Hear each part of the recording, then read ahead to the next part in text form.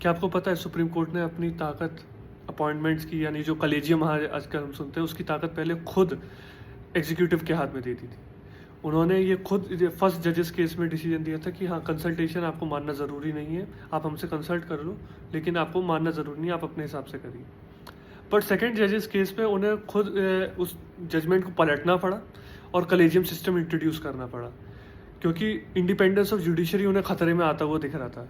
Then the collegium was born in the second जजेस case, और third जज case में उसको और मजबूत किया गया, और फिर कलेजियम सिस्टम का एक हमें कह सकते हैं कि ख़राब रूप भी देखने को मिला, क्योंकि अब नेपोटिज़म है, ठीक। हालांकि नेपोटिज़म है, ओपेकनेस है, वो सारी चीज़ें हैं, बट ये बात सच है कि क्योंकि कलेजियम सिस्टम है तो इंडिपेंडेंस ऑफ जुडिशरी बनी हुई है, और आज के टाइम में जुडिशरी ही हमें हमारे राइट्स बचाए हुए हैं, ठीक है। प्रेसिडेंट की ओथ में होगा कि preserve, protect and defend the constitution, but it is the judiciary, it is the Supreme Court that has been defending this constitution, preserving it and protecting it and the very basic structure of the constitution।